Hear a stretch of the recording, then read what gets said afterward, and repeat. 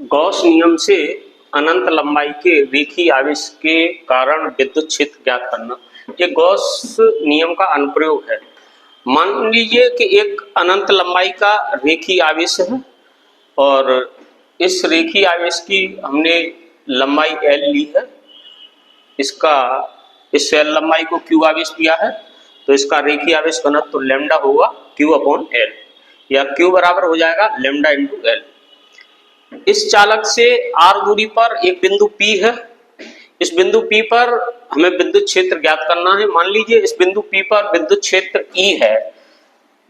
अब इस r दूरी पर सब जगह विद्युत क्षेत्र बराबर होगा और इन सभी बिंदुओं को अगर हम मिला देंगे तो एक बेलन बन जाएगा और मान लीजिए बेलन का पृष्ठीय क्षेत्रफल है S। अब बेलन से गुजरने वाला विद्युत फ्लक्स होगा phi E बराबर E डॉट S, विद्युत क्षेत्र और क्षेत्रफल का अदिश गुणन। ये बराबर होगा ES cos 0 और cos 0 की वैल्यू 1 होती है तो E इंटू S।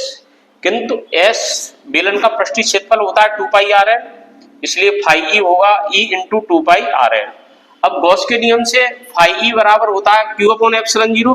Q की वैल्यू समीकरण 1 से रख देंगे लैम्डा L और phi E बराबर होगा lambda L/ε0। This is equation 3। समीकरण 2 और 3 को समान कर देंगे और इससे L से L कैंसिल कर देंगे और E बराबर आ जाएगा 1/2 पाई ε0 λ/R। ये रेखीय आवेश के कारण विद्युत क्षेत्र के लिए व्यंजक है। तो सबसे पहले इसमें निकालेंगे रेखीय आवेश घनत्व लैम्डा बराबर Q/L। यहाँ से Q आ जाएगा लैम्डा इंटू L। अब विद्युत फ्लक्स निकालेंगे। विद्युत क्षेत्र की तीव्रता और क्षेत्रफल का अदिश गुणन है E dot S। ES cos 0 1 होता है, ये होगा E इंटू S और S बराबर गोले का पृष्ठीय क्षेत्रफल होता है 2 पाई RL।